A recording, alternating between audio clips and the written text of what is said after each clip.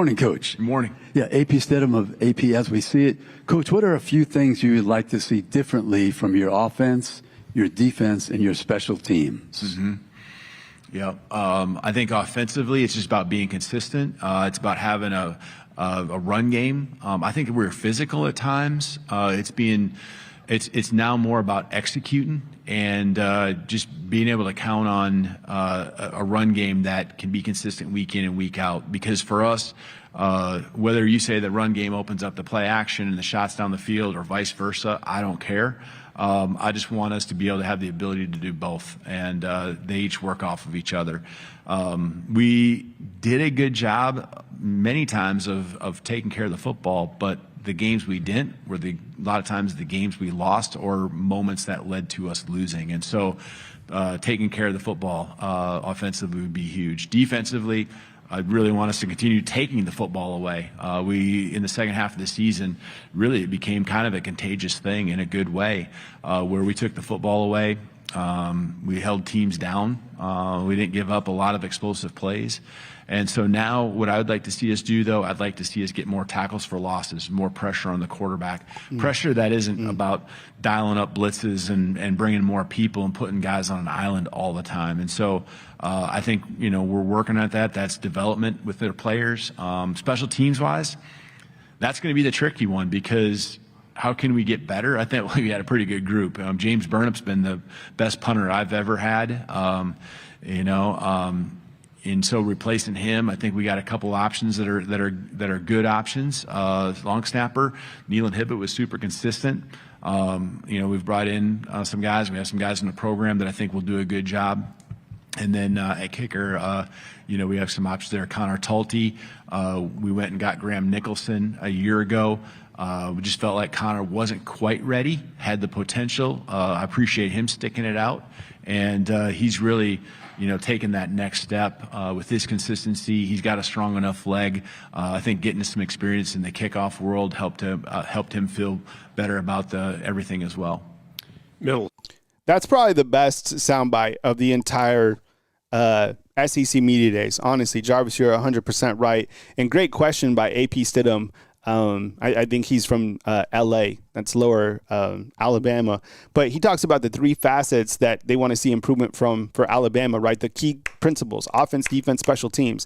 And that was the first time that I heard Coach or anybody talk about the running game. And thank goodness it's Coach Kalen DeBoer, right? He said what they want is to be more consistent, but to also have a running game that is impactful, that he says to be able to run week in and week out. And nobody asked about the running backs during the whole SEC Media Day, at least the Alabama running backs. Jam Miller, Richard Young, Daniel Hill, Kevin Riley, A.K. Deere, Draylon Washington, the new addition. That is a very dangerous group, and I'm curious to see how Ryan Grubb utilizes those guys, how they balance that, what I feel will be a running back by committee, which isn't a bad thing. I think all those guys will get fed. On the defensive side, he's absolutely right. Alabama had a lot of takeaways. These guys were interception machines. They were able to create turnovers when it mattered most. But one of the things that they definitely need to improve on is, getting pressure, getting to the quarterback. You didn't see a lot of quarterback sacks, and you just need pressure because pressure is going to create turnovers. Kane Womack talked about that, is that, there's a high percentage that when you get to the quarterback, it's going to create turnovers. And that's what they did last year. On special teams, that's the real area of concern, really. It honestly is. You lose your kicker, your punter, and your long snapper. You're not going to, I don't know if you're going to just get better there, but if you can maintain the standard or whatever that is at special teams, you're better for it. But I am nervous about the special teams. And he said they have good options there. Good options is not the same, guys. I don't know. That's just, that's an area that I'm concerned about until we actually see these guys playing in the game. What is your view on that matchup? And I guess what is your thoughts on competing against Coach Smart again the second time? All right, so you can't hear that question. It was kind of coming in and out. The reporter's asking, playing against Georgia the second time, specifically going to Athens, Georgia for the matchup on September 27th. Yeah, playing Georgia. What was the part about 10 years? First time Alabama goes to Athens in 10 years. Oh, okay. I didn't First time Alabama's played Athens in 10 years. know that, actually, so that's good. Yeah, I mean, last year's game, first game of the SEC schedule, going to be the same this year. Just craziness back and forth. A lot of respect for Coach Smart and everything he's done.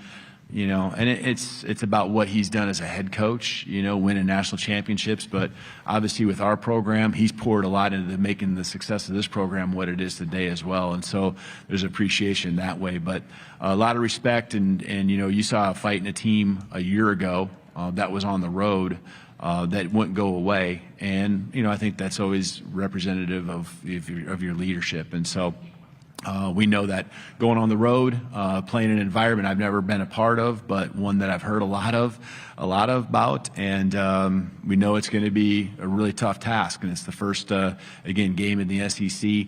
I want to make sure we take care of business leading up to that game, where that game, it's going to matter either way, but where it's got the hype around it, and it's backed up by results beforehand with our first 3 games that we have before that week. Floyd, USA Today. What do you see from Ty Simpson mentally and mechanically, and outside of that veteran presence you named, what does he have that maybe the other quarterbacks don't have? Mechanically, he's pretty tight with everything. Does a nice job, throws a really catchable ball. I think that's one of the things as a quarterback, right? You got to be making the right reads and all that, but your footwork and all that. He can extend plays. I think all 3 of our quarterbacks can do that. But Ty is an accurate passer. He throws a catchable ball. And I think that's so key, whether it's down the field, whether it's crossing routes, quick outs, comebacks. He throws a catchable ball, one that's easy to receive as a receiver. And you can throw it hard, you can throw it soft, and it doesn't mean it's always easy to catch. And so he does that. I think from a mentality standpoint, I really like the growth that I've seen where he just doesn't overanalyze. He doesn't, he's just being able to have the mindset of moving on, just trying to instill that, do what you do, and that's going to be enough. You don't need to try to do too much. And I think he's really operating and doing those type of things, believing in his skill set, believing in the guys around him. See, and that's one of the things that I've been saying, since January or kind of coming in this season is Ty Simpson doesn't have to save the day, right? And that doesn't mean just go out there and manage the game.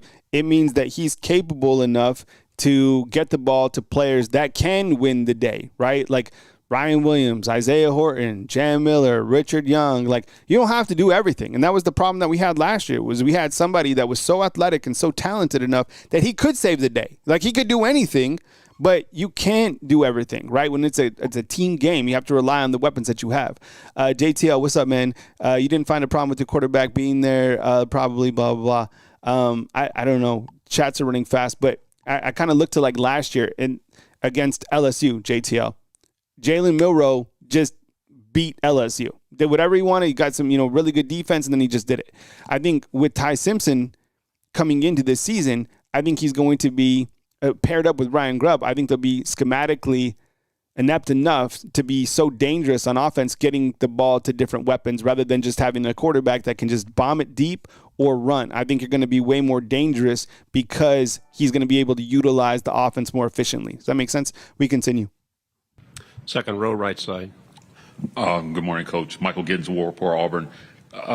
Second year in the SEC. Can you talk about what your biggest learnings were from year one as a coach in this conference? And with Coach Saban staying close to the program, what's the biggest piece of advice he's given you that you feel like maybe has helped propel you forward?